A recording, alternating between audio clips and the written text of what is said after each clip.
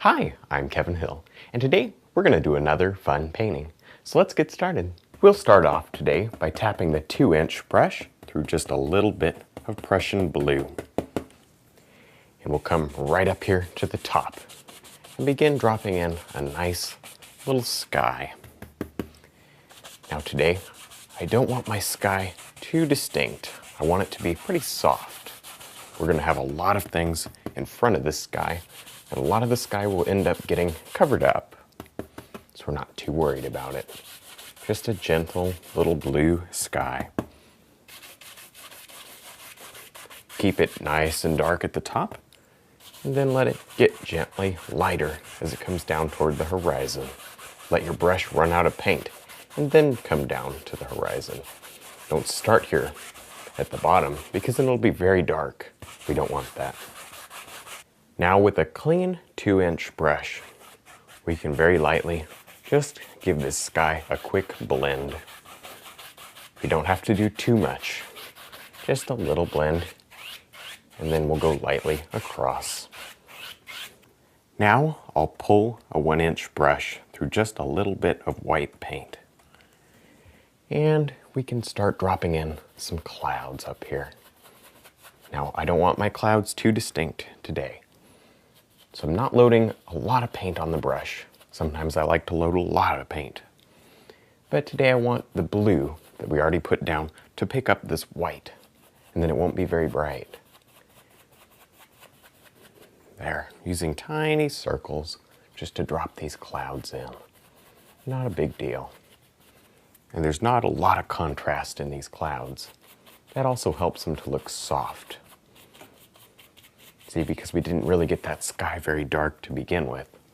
Not a great deal of contrast. Now with a clean 2-inch brush, I want to gently blend away the bottom of these clouds. I'm just looking to destroy the bottom edge. There, just lightly mix up the bottom. Look how soft that makes them. And then we'll lift them up, fluff them, grab them at the bottom and lift them right up. This blends out the top and makes the whole cloud look even and soft. And then one final blend horizontally. Now with just a little bit of black and blue on the fan brush, and I'll wipe a lot of the paint off on a paper towel. So there's not much paint here. I'm going to drop in just the basic outline of a mountain very, very far away. It's so far away that there's no detail on it. Just the basic outline. Look at that. I'm not even using the knife because I don't really want texture. I want it to be very smooth. Kind of a little ridge of mountains, a whole line of mountains back there. Gently work them in with a fan brush. In fact, I'll just grab a clean brush and really make them soft. Blend out the bottom. Look at that. You can push them 1,000 miles away very quickly. Blend over the whole thing. That's good enough.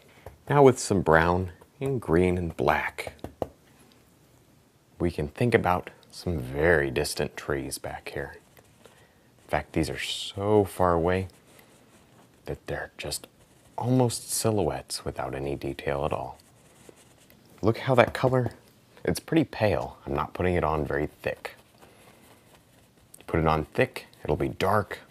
We'll save the dark colors for the foreground. We don't want them here in the background. Now, before we go too far, let's drop in just a little bit of water down here in the foreground. This way we have it mapped in and we know where it is. We can build the rest of the landscape around it. Now with some brown on a 2-inch brush, we can begin thinking about some grass back here. Now I think I want a lot of grass today.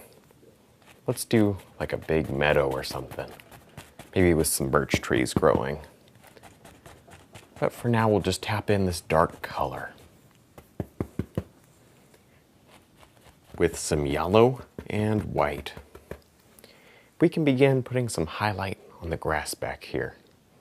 So I'm just going to begin by by touching, tapping very lightly. The reason I put all that white in there is because I want it to look very pale. Do you see that? Because that will make it look far away, very distant. Keep the pale colors in the background, and then as you come forward, the colors will become more distinct. There, just tap it right on.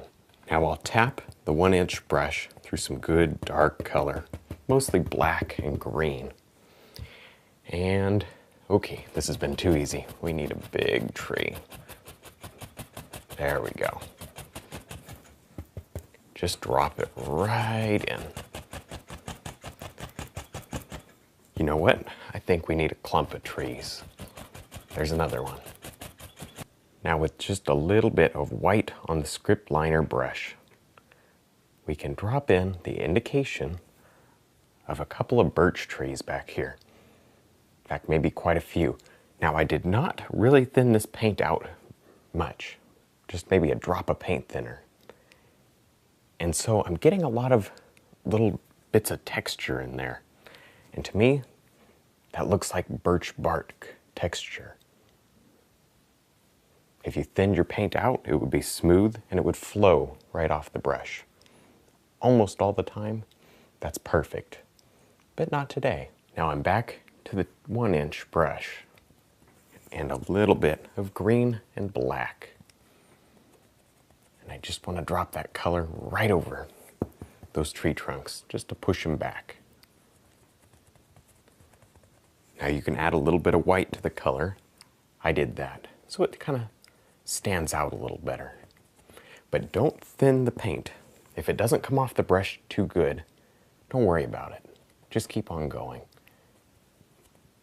Because if you thin this paint, I want more birch trees in front of this, and if you thin the paint, it's just going to become too muddy too quickly. Now with just a little bit of brown and black on the knife, let's go ahead and think about these larger birch trees.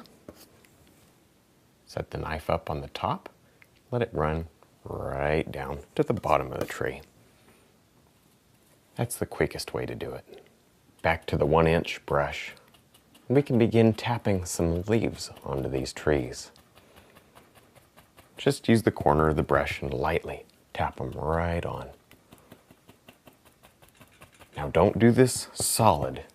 Don't come up here and just block the entire thing in completely solid, because then you would lose little bits of your sky. And I think it would be just really neat to have some of the sky kind of showing through these leaves. With just a little bit of white paint, we can begin turning these trees into birch trees. Figure out where you want your light coming from, which side, and then highlight that side only. The reason we didn't do this first is because these dark leaves, when they went over the white of the bark, they would have become too light. I want them nice and dark. With a little bit of yellow and green, we can begin tapping on some highlights.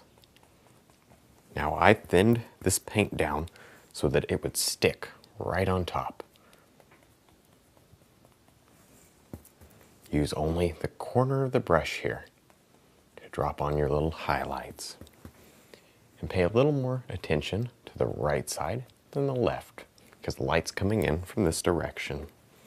Now that we're done with those birch trees, we can begin tapping in some grass. This is just yellow and green. And I'm tapping with a 2-inch brush. Tap very lightly. If you push too hard, then it'll all just mix together. You won't be happy with it. So just tap lightly. Now with the 2-inch brush, we can grab the bottom of this land here and pull down. I'm creating little reflections in the water. Now maybe we want another birch tree. And this one's going to be real close to us. This is just black on the knife. make the trunk a little larger, and then let it stop closer to the foreground. All right, and I think it needs another one. A little bit more texture on these trees because they're closer. In fact, I think before we get too far, I'm gonna do this. Watch this.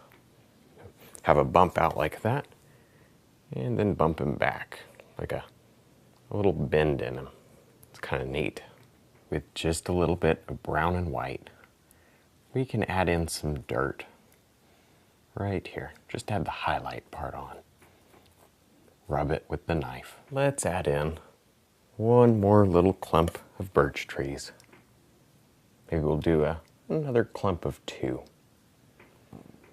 And let's have them stop. Oh, let's bring them down a little further. Let's have them stop right there. I think that's great.